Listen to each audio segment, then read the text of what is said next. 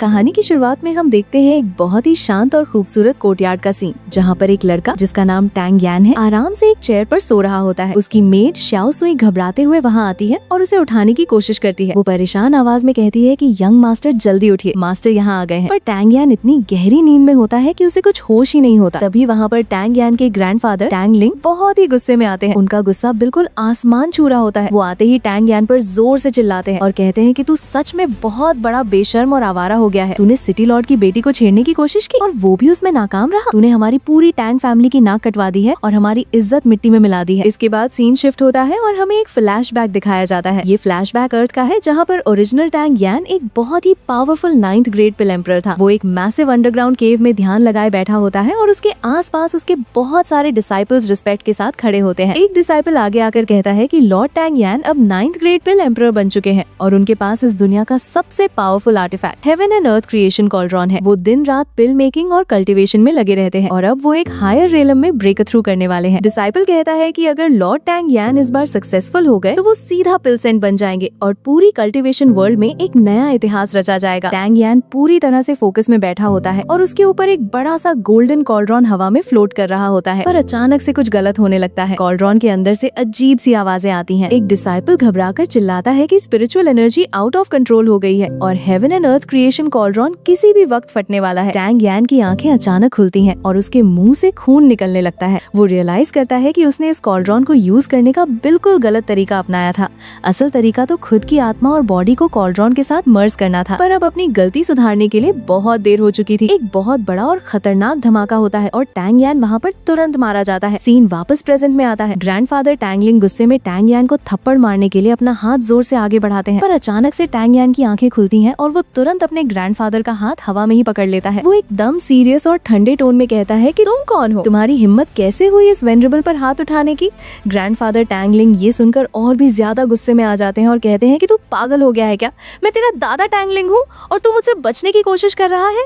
लगता है तुझे अभी तक ठीक से पीटा नहीं गया है। लियू जी ने तेरा डेंटियन बुरी तरह से बर्बाद कर दिया, फिर भी तू अपनी इन घटिया हरकतों से बाज नहीं आ रहा। टैंग यान ये सब सुनकर थोड़ा कंफ्यूज हो जाता है। वो अपने आसपास देखता है और सोचता है कि haven and earth creation cauldron तो फट गया था और मेरी मौत हो गई थी, तो मैं यहाँ जिंदा कैसे हूँ? फिर उसे अचानक से रियलाइज होता है कि वो मरने के बाद ट्रांसमाइग्रेट हो चुका है। जिस बॉडी में वो आया है उसका नाम भी टैंग यान है और वो क्लाउड सिटी की टैंग फैमिली का सबसे बड़ा यंग मास्टर है। टैंग यान अपने दिमाग में इस नई दुनिया के कल्टीवेशन सिस्टम को रिकॉल करता है। इस दुनिया में मार्शल आर्ट्स को सबसे ऊपर माना जाता है और कल्टीवेशन के 5 मेन लेवल्स हैं: हेवन, अर्थ, प्रोफाउंड, येलो और युआन। हर लेवल में आगे 9 ग्रेड्स होते हैं। टैंग यान सोचता है कि इस बॉडी के ओरिजिनल ओनर ने लगातार 10 साल तक कल्टीवेशन की थी, पर वो अभी तक सिर्फ युआन ग्रेड 2 पर ही अटका हुआ था। ये तो सच में एक नंबर का कचरा और यूजलेस टैलेंट था। फिर टैंग यान को इस ओरिजिनल ओनर की बाकी मेमोरीज आती हैं। ओरिजिनल ओनर ने सच में सिटी लॉर्ड की बेटी लिन डोंगशुए को छेड़ने की कोशिश की थी, जिसके फौरन बाद लियू फैमिली के यंग मास्टर लियू जी ने उसे पकड़ लिया और बुरी तरह पीटा। लियू जी ने इंटेंशनली उसका डेंटियन हमेशा के लिए बर्बाद कर दिया। इस दर्दनाक पिटाई की वजह से ओरिजिनल ओनर की मौत हो गई थी और तभी अर्थ वाले टैंग यान की आत्मा इस बॉडी में आ गई। टैंग यान सोचता है कि मैं अर्थ का सबसे बड़ा और रिस्पेक्टेड 9th ग्रेड पिल एम्परर था और अब मैं इस कचरे जैसी बॉडी में फंस गया हूँ जिसका डेंटियन भी नहीं बचा। ग्रैंडफादर टैंग लिंग अभी भी उसे लगातार डांट रहे होते हैं। वो कहते हैं कि जब तू 6 साल का था तो तेरा मार्शल आर्ट्स टैलेंट बहुत अच्छा माना जाता था। अगर तू ठीक से और मेहनत से कल्टीवेशन करता तो आज तेरा ये हाल कभी नहीं होता। तूने खुद सिटी लॉर्ड की बेटी के साथ ऐसी शर्मनाक हरकत की, इसलिए लियू जी को तुझे पीटने का मौका मिल गया। ये सब तेरी ही गलती का नतीजा है। टैंग यान समझ जाता है कि अभी इस सिचुएशन को शांत करना बहुत जरूरी है, वरना दादाजी और गुस्सा होंगे। वो तुरंत अपना एटीट्यूड चेंज करता है और बहुत ही पोलाइटली सिर झुकाकर कहता है कि ग्रैंडफादर, मुझे मेरी गलती का पूरी तरह से एहसास हो गया है। पहले मैं नासमझ और बेवकूफ था, पर अब मैं ऐसी कोई भी हरकत नहीं करूंगा जिससे टैंग फैमिली का नाम खराब हो या आपको शर्मिंदा होना पड़े। ग्रैंडफादर टैंग लिंग उसकी इस बदली हुई टोन और शांत बर्ताव को देखकर थोड़े हैरान होते हैं। वो अपने दिल में सोचते हैं कि ये लड़का अचानक से इतना कैसे बदल गया। पहले तो ये मेरी हर बात पर बहस करता था या फिर रोने लगता था, आज ये खुद अपनी गलती मान रहा है और इतने रिस्पेक्ट से बात कर रहा है। क्या लियू जी की उस बुरी पिटाई ने इसका दिमाग ठीक कर दिया है? ग्रैंडफादर थोड़ा शांत होकर उससे कहते हैं कि इस बार अगर अंकल मो टाइम पर वहाँ नहीं पहुँचते तो लियू फैमिली का वो लड़का तुझे वही जान से मार देता। वो लोग किसी भी तरह तुझे रास्ते से हटाना चाहते हैं ताकि टैंग फैमिली और कमजोर हो जाए, इसलिए आगे से संभल कर रहना और कोई नया मसला खड़ा मत करना। तभी वहाँ पर टैंग फैमिली का एक सर्वेंट भागता हुआ आता है और बुरी तरह घबराते हुए कहता है कि मास्टर, बहुत बुरी खबर है। यंग मास्टर और सिटी लॉर्ड की बेटी वाला मसला अब सिटी लॉर्ड को पता चल गया है। सिटी लॉर्ड के लोग इस वक्त हमारे दरवाजे पर खड़े हैं और वो अग्रेसिवली डिमांड कर रहे हैं कि हम यंग मास्टर को उनके हवाले हवाले कर दे। सीन शिफ्ट होकर टैंग फैमिली के मेन गेट पर आता है। वहाँ पर सिटी लॉर्ड के बहुत सारे गार्ड्स और लोग खड़े होते हैं। उन्हें लीड कर रहा एक पावरफुल दिखने वाला आदमी जिसका नाम किन चांगदाओ है जोर से चिल्लाता है कि टैंग लिंग, जल्दी से उस कचरे टैंग यान को हमारे हवाले कर दो। आज उसने सिटी लॉर्ड की बेटी की बेइज्जती करके बहुत बड़ा जुर्म किया है। मैं उसे उसकी सजा जरूर दूंगा। अगर तुमने उसे छुपाने की कोशिश की या कोई चालाकी की तो मैं अभी आर्डर दूंगा और तुम्हारी पूरी टैंग फैमिली को मिट्टी में मिला दूंगा। ये बोलकर वो अपनी स्वॉर्ड निकालता है और एक बहुत ही पावरफुल फ्लेमिंग अटैक गेट पर मारता है, जिससे टैंग फैमिली का बड़ा सा मेन गेट बुरी तरह टूटकर बिखर जाता है। अंदर कोर्टयार्ड में ग्रैंडफादर टैंग लिंग इस सिचुएशन की सीरियसनेस को समझ जाते हैं। वो टैंग यान की तरफ देखते हुए कहते हैं कि सिटी लॉर्ड इस वक्त बहुत प्रेशर डाल रहा है और ऊपर से लियू फैमिली भी आग में घी डालने का काम कर रही है। तुम्हारे पिता बहुत सालों पहले गायब हो गए थे और अब तुम ही इस टैंग फैमिली के आखिरी वारिस बचे हो। आज चाहे मेरी जान ही क्यों न चली जाए, मैं तुम्हें उनके हवाले नहीं करूंगा और तुम्हें कुछ नहीं होने दूंगा। टैंग यान आगे बढ़कर कहता है कि ये सब मेरी वजह से शुरू हुआ है, इसलिए मैं खुद जाकर उनसे बात करूंगा। मैं आपको अकेले ये सब फेस नहीं करने दूंगा। पर ग्रैंडफादर उसे सख्ती से मना कर देते हैं और कहते हैं कि बिल्कुल नहीं। सिटी लॉर्ड के लोग इस वक्त गुस्से में पागल हैं। अगर तू बाहर गया तो तू खुद मौत के मुंह में चला जाएगा। तू चुपचाप बैकयार्ड में जा और वहाँ से बाहर मत निकलना जब तक मैं वापस ना आऊं। टैंग यान उनकी बात मानकर अकेला बैकयार्ड में आ जाता है। वो वहाँ घूमते हुए सोचता है कि इस दुनिया में आते ही मेरा डेंटियन बर्बाद हो चुका है। ये तो बिल्कुल हेल डिफिकल्टी वाला स्टार्ट मिल गया मुझे। अगर मेरा haven and earth creation cauldron मेरे पास होता तो मैं किसी न किसी तरह फिर से कल्टीवेशन स्टार्ट कर सकता था। पर अफसोस वो कॉल्ड्रॉन उस धमाके में कम्प्लीटली डिस्ट्रॉय हो गया था। अब मैं क्या करूँ? फिर वो सोचता है कि मैं ऐसे ही हार नहीं मान सकता। सिटी लॉर्ड के लोग मेरे दादा को परेशान कर रहे हैं और मेरी फैमिली खतरे में है। मुझे किसी तरह फिर से कल्टीवेशन करनी ही होगी। वो जमीन पर क्रॉस लेग पोजीशन में बैठ जाता है और अपनी बॉडी में स्पिरिचुअल एनर्जी फील करने की कोशिश करता है, पर उसके डेंटियन में कोई रिएक्शन नहीं होता। सब कुछ बिल्कुल खाली लगता है। वो थोड़ा परेशान हो जाता है और फ्रस्ट्रेट होकर अपने बाल पकड़ लेता है। अचानक से टैंग यान की बॉडी के अंदर एक बहुत ही ब्राइट गोल्डन लाइट ग्लो करने लगती है। उसके माइंड स्पेस में बिल्कुल वही haven and earth creation cauldron appear हो जाता है। टैंग यान उसकी फैमिलियर ऑरा को फील करके बहुत खुश होता है और कहता है कि ये तो सच में मेरा haven and earth creation cauldron है। उसके बाद उस कॉल्ड्रॉन के अंदर से कुछ ग्लोइंग गोल्डन वर्ड्स निकलते हैं जो सुप्रीम पिल सूत्र के बारे में डिटेल में बताते हैं। उन वर्ड्स को पढ़कर टैंग यान को पता चलता है कि इस टेक्निक को प्रैक्टिस करने के लिए एक कल्टीवेटर का डेंटियन टूटा हुआ होना चाहिए, तभी वो इस कॉल्ड्रॉन को अपनी बॉडी में मर्ज कर सकता है और इसकी असली पावर को हासिल कर सकता है। टैंग यान को पूरी बात समझ आ जाती है। वो एक डीप ब्रेथ लेकर कहता है कि तो असली तरीका ये था। पिछली लाइफ में मैंने इस कॉल्ड्रॉन को बिल्कुल गलत तरीके से यूज किया था, पर इस लाइफ में मेरी किस्मत ने मुझे एक ब्रोकन डेंटियन दिया है जो इस सुप्रीम पिल सूत्र को प्रैक्टिस करने के लिए एकदम परफेक्ट कंडीशन है। टैंग यान तुरंत अपनी आंखें बंद करता है और कल्टीवेशन स्टार्ट कर देता है। 1 घंटे तक लगातार कल्टीवेट करने के बाद उसकी बॉडी में बहुत ही इंटेंस हीट पैदा होने लगती है। उसे लगता है कि उसकी बॉडी अंदर से जल रही है। वो ये गर्मी बर्दाश्त नहीं कर पाता और सामने बने हुए ठंडे पॉन्ड में छलांग लगा देता है। वहाँ खड़ी श्याओ सुई ये सब अचानक होता देखकर बुरी तरह घबरा जाती है और चिल्लाती है कि यंग मास्टर आप ये क्या कर रहे हैं? टैंग यान पॉन्ड के पानी के अंदर से एक बहुत ही पावरफुल ब्लास्ट के साथ बाहर निकलता है। उसके आसपास की एनर्जी बहुत स्ट्रॉन्ग और विजिबल होती है। वो हवा में फ्लोट करते हुए खुश होकर कहता है कि जबरदस्त, मैंने एक ही बार में ब्रेक थ्रू कर लिया। अब मैं युआन ग्रेड 3 पर पहुंच गया हूँ। श्याओ सुई उसकी ये नई पावर देखकर पूरी तरह हैरान रह जाती है क्योंकि कुछ देर पहले तक वो एक क्रिपल था। इसके बाद टैंग यान अपने गीले कपड़े चेंज करता है और सोचता है कि क्लाउड सिटी में अब टैंग फैमिली की पावर बहुत कमजोर हो चुकी है। बाकी सब मेजर फैमिलीज टैंग फैमिली को पूरी तरह खत्म करके उनकी प्रॉपर्टी और बिजनेस हड़पना चाहती हैं। पर जब तक मैं जिंदा हूँ मैं उन्हें उनके मकसद में कभी कामयाब नहीं होने दूंगा। अगर मैं मर गया तो टैंग फैमिली उनके आगे बिल्कुल हेल्पलेस हो जाएगी। वो अपनी मुट्ठी भेजकर गुस्से में कहता है कि तुम लोग टैंग फैमिली को मिटाना चाहते हो, मैं तुम्हें कभी कामयाब नहीं होने दूंगा। तभी श्याओ सुई वहाँ आती है और उसके लिए फ्रेश कपड़े लाती है। वो परेशान होकर कहती है कि यंग मास्टर ने कहा है कि आप बेड पर लेटकर बीमार होने का नाटक करें। इससे शायद सिटी लॉर्ड को थोड़ी हमदर्दी हो जाए और हम उन्हें कुछ पैसे देकर इस मसले को शांति से खत्म कर सके। टैंग यान ये सुनकर तुरंत मना कर देता है। वो कहता है कि नहीं, मैं ऐसा बिल्कुल नहीं करूंगा। अगर हमने उनके सामने कोई भी कमजोरी दिखाई तो वो और भी ज्यादा एरोगेंट हो जाएंगे और हमें दबाने की कोशिश करेंगे और मैं अपने दादा को अपने लिए और परेशान नहीं देख सकता। श्याओ सुई उसे रोकने की कोशिश करती है और कहती है कि फ्रंट हॉल में सिटी लॉर्ड के लोग आपको पकड़ने के लिए ही खड़े हैं। अगर आप वहाँ गए तो खुद को खतरे में डाल देंगे। टैंग यान थोड़ा स्माइल करता है और कॉन्फिडेंटली कहता है कि फिक्र मत करो। टैंग फैमिली भले ही इस वक्त टॉप फैमिली ना हो, पर अगर हमने अपनी पूरी ताकत से हमला किया तो सिटी लॉर्ड भी बच नहीं पाएगा। वो लोग मुझे इतनी आसानी से हाथ नहीं लगा सकते। सीन शिफ्ट होता है फ्रंट हॉल में जहाँ ग्रैंडफादर टैंग लिंग किन चांगदाओ के सामने हाथ जोड़कर खड़े होते हैं। वो बहुत ही हम्बल टोन में रिक्वेस्ट करते हुए कहते हैं कि किन सर, मुझे माफ कर दीजिए। मेरा पोता बहुत नासमझ है। मैंने उसे इस हरकत के लिए बहुत डांटा है और अब तो उसका डेंटियन भी बर्बाद हो चुका है। कृपया करके उसे एक आखिरी मौका दे दीजिए। तभी दरवाजे से टैंग यान अंदर आता है। सबकी नजरें फौरन उस पर पड़ती हैं। टैंग यान वहाँ आकर लिन डोंगशुए को देखता देखता है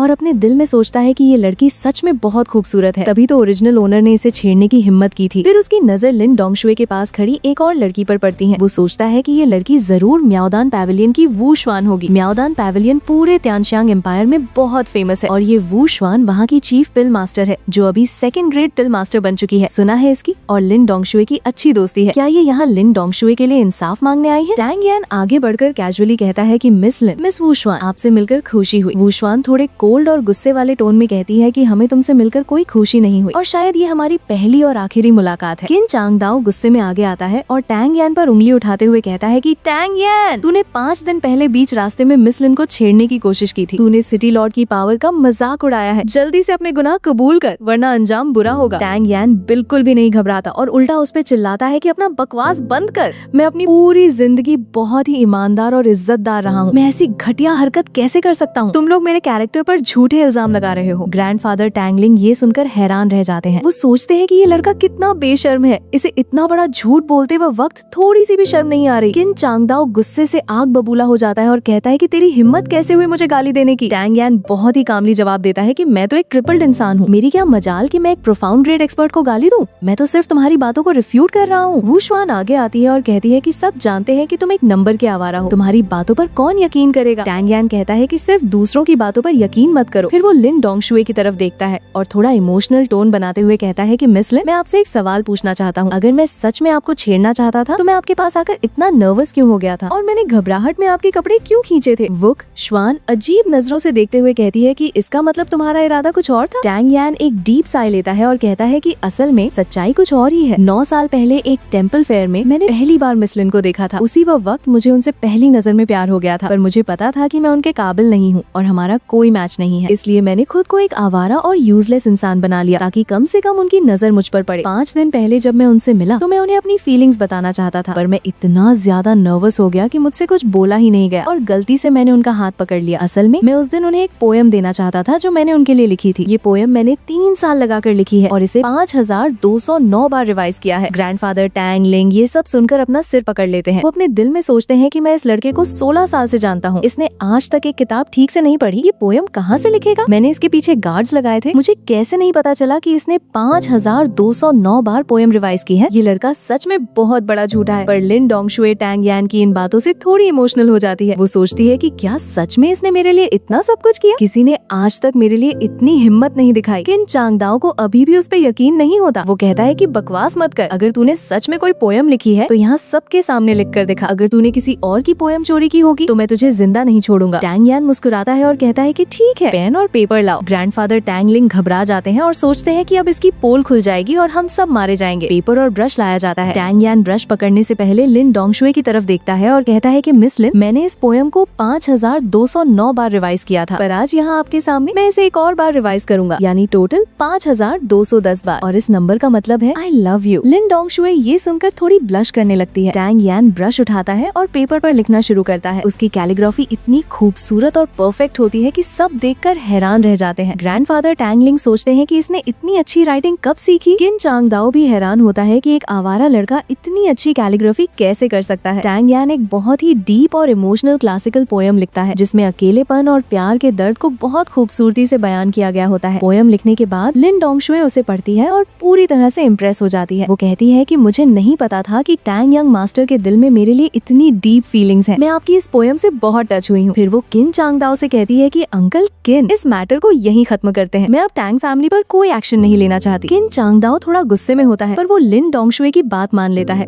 और उस पोयम को उठाकर वहाँ से निकल जाता है। लिन डोंगशुए भी टैंग यान को एक रिस्पेक्ट भरी नजर से देखकर वहाँ से चली जाती है। उनके जाने के बाद टैंग यान थोड़ा रिलैक्स होता है और सोचता है कि लगता है मैंने थोड़ी ज्यादा ही ओवर एक्टिंग कर दी, पर बचत हो गई। ग्रैंडफादर टैंगलिंग उसके पास आते हैं और हैरानी से पूछते हैं कि ये पोयम सच में तूने लिखी है? टैंग यान कॉन्फिडेंटली कहता है कि हाँ बिल्कुल। ग्रैंडफादर तुरंत उसका कान पकड़ लेते हैं और जोर से खींचकर कहते हैं कि सच बता, तूने ये कहाँ से चोरी की है? टैंग यान दर्द से चिल्लाता है कि छोड़िए दादाजी, असल में कुछ दिन पहले मुझे एक गरीब स्कॉलर मिला था। उसने मुझे ये पोयम दी थी और कहा था कि अगर मैं इसे याद कर लूं और अच्छी कैलीग्राफी सीख लूं तो मैं किसी भी लड़की को आसानी से इम्प्रेस कर सकता हूँ, इसलिए मैंने इसे याद कर लिया था। ग्रैंडफादर उसकी इस बात पर यकीन कर लेते हैं और उसे छोड़ देते हैं। टैंग यान फिर एक स्माइल के साथ कहता है कि दादाजी, मैंने टैंग फैमिली को इतनी बड़ी मुसीबत से बचाया है, क्या मुझे इसके लिए कोई रिवॉर्ड नहीं मिलेगा? मुझे कुछ 1000 सिल्वर टेल्स दे दीजिए। ग्रैंडफादर गुस्से में कहते हैं कि क्या 10,000 टेल्स ताकि तू फिर से बाहर जाकर अय्याशी कर सके। मैं तुझे एक पैसा नहीं दूंगा। टैंग यान कहता है कि आप समझ नहीं रहे हैं, मेरा डेंटियन अब टूट चुका है, मैं कल्टीवेशन नहीं कर सकता, इसलिए मैंने सोचा है कि मैं अब शांति से बिजनेस करूंगा। मुझे अपना नया बिजनेस स्टार्ट करने के लिए कुछ कैपिटल चाहिए। ग्रैंडफादर थोड़ा सोचते हैं और कहते हैं कि ठीक है, तू अकाउंट रूम से 200 टेल्स ले लेना। अगर तूने इस पैसे से कुछ अच्छा करके दिखाया तो मैं तुझे आगे और पैसे दूंगा, पर अगर तूने इन्हें फालतू में उड़ाया तो मैं तेरी टांगे तोड़ दूंगा। टैंग यान मुंह बनाते हुए कहता है कि सिर्फ 200 टेल्स? मैं आपका सगा पोता हूँ। पर उसके पास कोई और ऑप्शन नहीं होता, इसलिए वो मान जाता है। सीन शिफ्ट होता है क्लाउड सिटी की बिजी स्ट्रीट्स पर। टैंग यान और श्याओ सुई मार्केट में घूम रहे होते हैं। टैंग यान सोचता है कि 200 टेल्स में तो मैं कोई हाई लेवल हर्ब्स नहीं खरीद सकता, मुझे कुछ लो लेवल हर्ब्स खरीद कर उनसे सिंपल पिल्स बनानी होंगी ताकि मैं पैसे कमा सकूं। तभी उनके सामने से लियू फैमिली का second young master Liu yuan अपने कुछ दोस्तों के साथ आता है। लियू युआन टैंग यान को देखकर मजाक उड़ाते हुए जोर से कहता है कि अरे ये तो टैंग फैमिली का बड़ा यंग मास्टर है, आज रेड फ्लावर पैविलियन नहीं गए? सुना है तुम्हारे दादा ने तुम्हारी पॉकेट मनी बंद कर दी है, क्या वहाँ की लड़कियों को देने के लिए पैसे नहीं बचे? टैंग यान को ये सुनकर गुस्सा आता है और वो कहता है कि तू मुझे पैसे देगा क्या? अपने रास्ते जा वरना तुझे बहुत महंगा पड़ेगा। लियू युआन जोर से हंसता है और कहता है कि मुझे महंगा पड़ेगा? लगता है मेरे भाई ने सिर्फ तेरा डेंटियन नहीं तोड़ा बल्कि तेरा दिमाग भी खराब कर दिया है। तू एक क्रिपल है और मैं युआन ग्रेड 4 का कल्टीवेटर हूँ, तू मेरा क्या बिगाड़ लेगा? टैंग यान एक स्मर्क के साथ कहता है कि इतना ही शौक है तो आजा, एक बेट लगाते हैं। अगर मैंने तुझे हरा दिया तो तू मुझे 10,000 टेल्स देगा और अगर मैं हार गया तो मैं तुझे अपने 200 टेल्स दे दूंगा। लियू युआन कहता है कि मेरे पास 10,000 टेल्स नहीं है, सिर्फ 2,000 टेल्स हैं और ये बेट बिल्कुल फेयर नहीं है। टैंग यान कहता है कि ठीक है, अगर तू जीता तो मैं तेरे सामने घुटनों पर बैठकर 3 बार कोटो करूंगा। मंजूर है? लियू युआन खुश हो जाता है और कहता है कि ठीक है, आज मैं तुझे सबके सामने जलील करूंगा। श्याओ सुई टैंग यान को रोकने की कोशिश करती है और कहती है कि यंग मास्टर ये क्या कर रहे हैं, वो जानबूझकर आपको गुस्सा दिला रहा है, हमें यहाँ से चलना चाहिए। पर टैंग यान उसे साइड में कर देता है और लियू युआन के सामने खड़ा हो जाता है। वो अपनी फोल्डिंग फैन निकालता है और सीरियसली कहता है कि ध्यान से देख इस फैन को, ये कोई आम फैन नहीं है, ये एक मैजिकल आर्टिफैक्ट है। इसके 18 ब्लेड्स 18 फ्लाइंग स्वॉर्ड्स में बदल सकते हैं जो किसी भी चीज को आसानी से काट सकते हैं। ये बोलकर टैंग यान उस फैन को हवा में उछाल देता है। लियू युआन सच में घबरा जाता है और सोचता है कि ये कोई खतरनाक वेपन है। वो तुरंत जमीन पर लेट जाता है ताकि अटैक से बच सके, पर फैन आराम से जमीन पर गिर जाता है, कुछ भी अटैक नहीं होता। लियू युआन कंफ्यूज होकर देखता है कि ये क्या था। तभी टैंग यान उसके ऊपर कूद जाता है और अपने हाथों से उसके चेहरे पर लगातार पंचेस मारने लगता है। टैंग यान की युआन ग्रेड 3 की फिजिकल स्ट्रेंथ बहुत ज्यादा होती है। वो मारता हुआ कहता है कि तूने खुद पंगा लिया था, अब भुगत। लियू युआन को इतनी बुरी तरह मार पड़ती है कि वो वही बेहोश हो जाता है। टैंग यान उसके कपड़ों से 2,000 टेल्स निकाल लेता है और खुश होकर कहता है कि चलो पैसे तो मिल गए। वहाँ खड़े बाकी लोग हैरान रह जाते हैं कि एक क्रिपल ने युआन ग्रेड 4 के कल्टीवेटर को कैसे हरा दिया। श्याओ सुई भी खुशी से कहती है कि यंग मास्टर आप तो सच में जीत गए। टैंग यान अपना फैन उठाता है और कहता है कि चलो अब हमारे पास पैसे हैं, अब हम सीधा म्याओदान पैविलियन जाएंगे। सीन शिफ्ट होकर म्याओदान पैविलियन के अंदर आता है। ये जगह बहुत ही ग्रैंड और लग्जरियस होती है। टैंग यान काउंटर पर खड़े क्लर्क से कहता है कि मुझे की बढ़ाने वाली पिल्स चाहिए। क्लर्क थोड़ा कैजुअली कहता है कि हमारे पास फाउंडेशन, बिल्डिंग पिल और की गैदरिंग पिल है, जो दोनों ग्रेड 1 की पिल्स है। टैंग यान थोड़ा डिसअपॉइंटेड होकर कहता है कि क्या तुम्हारे पास कोई ग्रेड 2 की पिल नहीं है? मेरे पास पैसे हैं। क्लर्क पोलाइटली जवाब देता है कि सर, ग्रेड 2 की पिल्स बहुत रेयर होती हैं और वो सिर्फ मेजर फैमिलीज को सप्लाई की जाती हैं, वो आम लोगों के लिए सेल पर नहीं है। टैंग यान हैरान होकर कहता है कि क्या म्याओदान पैविलियन इतनी बड़ी जगह है और यहाँ ग्रेड 2 पिल्स ओपनली नहीं मिलती? तभी सीढ़ियों से एक बूढ़ा आदमी नीचे आता है। ये म्याओदान पैविलियन का चीफ एल्डर गेमिंग होता है। वो आकर कहता है कि म्याओदान पैविलियन के अपने रूल्स हैं, ग्रेड 2 पिल्स आसानी से नहीं बेची जाती, पर क्योंकि तुम टैंग फैमिली के यंग मास्टर हो और तुम्हारे पास पैसे हैं, मैं तुम्हारे लिए एक एक्सेप्शन कर सकता हूँ। वो अपने हाथ में एक छोटी सी जेड बॉटल दिखाता है और कहता है कि ये एक ग्रेड 2 की गैदरिंग पिल है, इसे अभी कुछ देर पहले ही बनाया गया है, इसकी कीमत ऑक्शन में 1 लाख टेल्स तक जा सकती है, पर मैं तुम्हें ये सिर्फ 1 लाख टेल्स में दे दूंगा। टैंग यान उस बॉटल को ध्यान से देखता है और उसकी स्मेल सूंघकर मुंह बनाता है। वो कहता है कि ये कचरा पिल तुम मुझे 1 लाख टेल्स में बेचोगे? इसमें से तो जलने की बदबू आ रही है, इसकी क्वालिटी बहुत ही खराब है। जो बेस्ट क्वालिटी की पिल होती है वो ऑक्शन में 1 लाख की बिकती है, तुम इस जली हुई पिल के लिए मुझसे इतने पैसे मांग रहे हो? एल्डर गेमिंग ये सुनकर बहुत इंसल्ट फील करता है। वो गुस्से में कहता है कि तुम्हारी हिम्मत कैसे हुई मेरी पिल को कचरा कहने की? क्या तुम्हें लगता है मैं तुम्हें फेक पिल दे रहा हूँ? म्याओदान पैविलियन की रेपुटेशन पूरे शहर में बेस्ट है। टैंग यान कॉन्फिडेंटली कहता है कि तुम मुझे इसे ठीक से इंस्पेक्ट करने दो, अगर ये सच में अच्छी हुई तो मैं इसके पैसे दूंगा। एल्डर गेमिंग मजाक उड़ाते हुए कहता है कि एक लड़का जिसके पास थोड़ी सी भी स्पिरिचुअल की नहीं है, जिसका डेंटियन कम्प्लीटली डिस्ट्रॉय हो चुका है, वो मेरी बनाई हुई पिल को इंस्पेक्ट करेगा? तुम्हें पिल्स के बारे में क्या पता है? टैंग यान एक सीरियस लुक देता है और कहता है कि ठीक है, अगर इस पिल में कोई नुकसान हुआ तो मैं इसकी पूरी कीमत चुकाऊंगा। ये बोलकर टैंग यान उस बॉटल को अपने हाथ में लेता है और उसे खोलकर उसकी स्मेल सूंघने लगता है। फिर वो एक स्माइल के साथ कहता है कि मैंने इसकी जांच कर ली है। एल्डर गेमिंग थोड़े हैरान होकर कहते हैं कि इतनी जल्दी? टैंग यान उन्हें समझाते हुए कहता है कि किसी भी पिल को इंस्पेक्ट करने के 3 मेन स्टेप्स होते हैं। पहला उसकी शेप देखना, दूसरा उसका कलर देखना देखना और तीसरा उसके अंदर की स्पिरिचुअल एनर्जी को फील करना। इसके अलावा और भी कॉम्प्लेक्स